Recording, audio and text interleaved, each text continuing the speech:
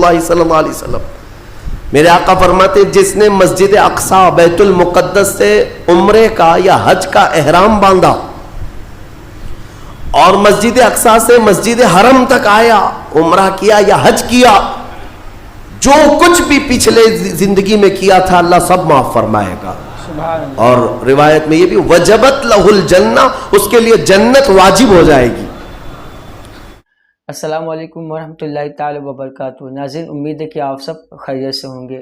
آئیے مفتی صاحب کا یہ بیان سنتے ہیں جس کا ٹائٹل یہ کہ ہم بیت المقدس سے کیوں محبت کرتے ہیں، اور میرے آقا کریم صلی اللہ تعالی وسلم نے بیت المقدس کے بارے میں کیا ارشاد فرمایا ہے. آئیے پورا بیان سنتے ہیں اور اپنے سبھی دوستوں کے ساتھ شیئر بھی کرتے ہیں. آج مجھے بیت المقدس کے سلسلے میں آپ کو کچھ بیداری لانے کی ضرورت ہے. آپ یہ اگر سمجھتے ہوں کہ ان سے ہمارا کیا تعلق ہے، وہ فلسطین کی بستی میں ہے، ہم یہاں ہندوستان میں ہیں. پوری دنیا کے مسلمانوں کا تعلق بیت المقدس سے ہے حدیث رسول کے مطابق. اور آپ کو وہاں کے حالات یوں سمجھ لیں کہ ایسی ہے کہ وہاں بخار چڑھے گا تو پوری کائنات کے مومنین میں بخار آنا ہے. وہاں کے حالات جو بھی تبدیل ہوں گے اس کا اثر پوری دنیا کے مومنین پر ہونا ہے. ہمارا رشتہ وہاں سے مضبوطی کے ساتھ جڑا ہے. وہ انبیاء کی سرزمین ہے. حضور پاک صلی اللہ تعالی علیہ وسلم کی کئی حدیثیں فلسطین اور بیت المقدس کو لے کر کے جو قیامت کے قریب ہونے والی ہیں، وہ بشارتیں بھی ہیں. میں تھوڑی سی تاریخ آپ کے سامنے رکھوں میرے عزیزو. آج وہ بیت المقدس جو مومنین کا قبلہ اول رہا، 17 مہینے تک میرے آقا صلی اللہ علیہ وسلم خود بیت المقدس کی طرف منہ کر کے نماز پڑھتے رہے. پھر مدینہ طیبہ میں بیت المقدس کی بجائے قبلہ تحویل ہو گیا خانہ کعبہ کی طرف. اس بیت المقدس میں روایات کے مطابق 30,000 کے قریب انبیاء اکرام علیہ السلام آرام فرما ہے. بے شک 30,000 کے قریب انبیاء اکرام وہاں پر دفن ہیں. اور قرآن جس کے بارے میں کہتا ہے الذی بارکنا حولہ، سبحان الذی اسری بعبدہ لیلا من المسجد الحرام الی المسجد الاقصی الذی بارکنا حولہ. پاک ہے وہ ذات جس نے اپنے بندے خاص کو، اپنے نبی کو سفر کرایا معراج کا مسجد حرم سے مسجد اقصی تک. مسجد اقصی کا ذکر آیا ہے 15ویں پارے کے شروع میں. اور مسجد اقصی تک سفر کرایا. کون سی مسجد؟ اللہ فرماتا الذی بارکنا حولہ، جس کے ارد گرد ہم نے برکتیں رکھی ہیں. جس کے ارد گرد برکتیں رکھی ہیں. آپ یہ سوچ رہے ہیں کہ بیت المقدس کو جاننا کیوں ضروری ہے؟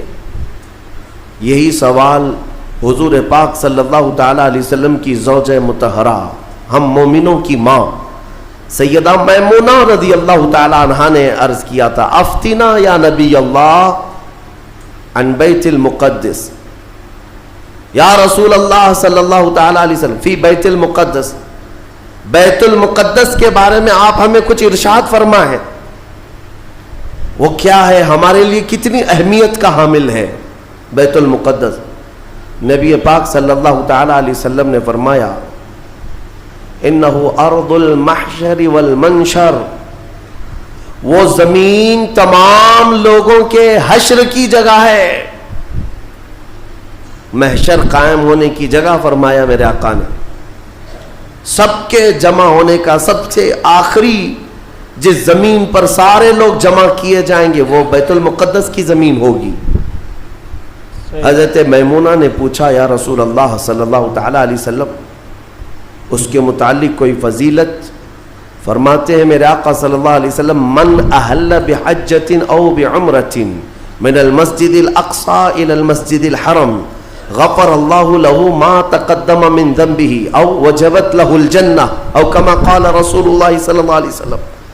میرے آقا فرماتے جس نے مسجد اقصی بیت المقدس سے عمرے کا یا حج کا احرام باندھا اور مسجد اقصی سے مسجد حرم تک آیا، عمرہ کیا یا حج کیا، جو کچھ بھی پچھلے زندگی میں کیا تھا اللہ سب معاف فرمائے گا. سبحان اللہ۔ اور روایت میں یہ بھی وجبت لہ الجنہ، اس کے لیے جنت واجب ہو جائے گی۔ اس سفر کے بارے میں اب سنو، سب کی استطاعت تو نہیں ہے۔ حضرت بی بی میمونہ نے یہی سوال کیا کہ جس کی طاقت نہ ہو میرے آقا وہ کیا کرے، بیت المقدس نہیں جا سکتا۔ سنو، اگر اس کی اہمیت سارے مسلمانوں کے لیے نہ ہوتی تو میرے آقا صلی اللہ علیہ وسلم یہ نہیں فرماتے وَمَن لَّمْ يَسْتَطِعْ فَلْيَهْدِ زَيْتَهُ۔ حضور صلی اللہ علیہ وسلم فرماتے ہیں اگر کسی کی طاقت نہیں ہے تو وہ تیل، تھوڑا تیل تو اس کے پاس ہو سکتا ہے، وہ تیل ہدیہ کر کے بیت المقدس بھیجے، تاکہ بیت المقدس میں تمہارے بھیجے ہوئے تیل سے اگر چراغ بھی جلایا گیا یہ ثواب اس کو بھی ملے گا، عمرے کا ثواب ملے گا۔ یہ حدیث پاک میں ہے کہ اگر تمہارے یہاں سے ہدیہ کیے ہوئے بھیجے ہوئے تیل کو بیت المقدس میں کسی نے چراغ میں روشن کیا تو فرمایا گیا اس کے برابر اسے بھی ثواب ملے گا۔ یہ یوں ہی نہیں میں عرض کر رہا ہوں میرے عزیزو، اس کی اہمیت کا اندازہ آپ کو ہونا چاہیے۔ اور قیامت قریب کیسے آئے گی اس کے متعلق بھی حالات یہی میرے آقا نے فرمایا، عمران بیت المقدس خراب یثرب وخراب یثرب فتح قسطنطینیہ وفتح قسطنطینیہ، ظہور الملحمہ وظہور الملحمہ خروج الدجال، او کما قال النبی صلی اللہ علیہ وسلم۔ یہ سیدنا معاذ بن جبل رضی اللہ تعالیٰ عنہ سے روایت حدیث ہے، میرے آقا فرماتے ہیں بیت المقدس آباد کر دیا جائے گا اور مدینہ ویران کر دیا جائے گا۔ مدینے کی ویرانی، بیت المقدس کی آبادی ہوگی۔ بیت المقدس کے ارد گرد بڑی بڑی عمارتیں بن جائیں گی، آبادیاں بڑھ جائیں گی، اور مدینے کی ویرانی وہ کس طرح کی ویرانی وہ اللہ کے حبیب صلی اللہ تعالیٰ علیہ وسلم ہی بہتر جانتے ہیں۔ مدینہ زادہ اللہ شرفاً و تعظیما، وہ ہمارے دلوں کی دھڑکن ہے، وہ ہمارے آنکھوں کا سرور ہے۔ اور پھر آگے میرے آقا فرماتے ہیں پھر مدینے کی ویرانی قسطنطنیہ کے فتح کا سبب ہو جائے گی۔ قسطنطنیہ استنبول کو کہتے ہیں جو ترکی کا شہر ہے۔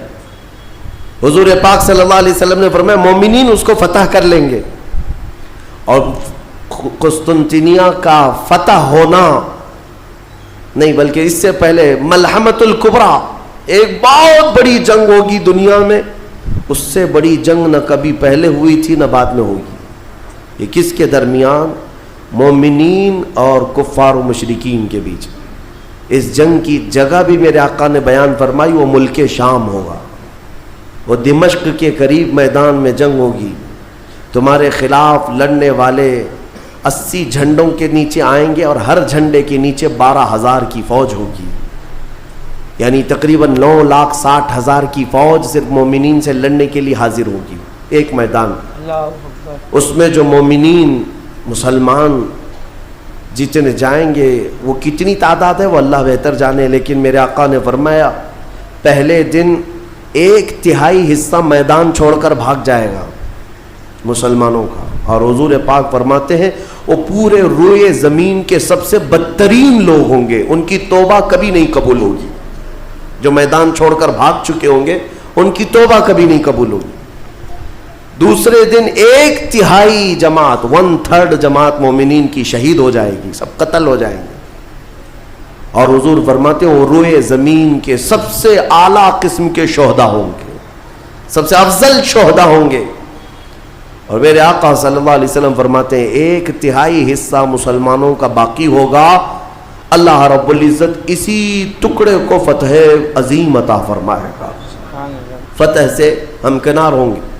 ناظرین، مجھے امید ہے کہ مفتی صاحب کا یہ بیان آپ نے پورا بغور سماعت کیا ہوگا اور سنا ہوگا کہ پوری دنیا کے مسلمان بیت المقدس سے کیوں محبت کرتے ہیں، اور میرے آقا کریم صلی اللہ تعالیٰ علیہ وسلم نے بیت المقدس کے بارے میں کیا ارشاد فرمایا تھا یہ بھی آپ نے سنا ہوگا۔ اسی طرح کا بیانات سننے کے لیے ابھی ہمارے چینل کو سبسکرائب کریں اور ساتھ ہی میں بیل آئیکن کو دبانا نہ بھولیں تاکہ ہماری ہر آنے والی ویڈیو کو دیکھ سکیں سب سے پہلے۔ خدا حافظ۔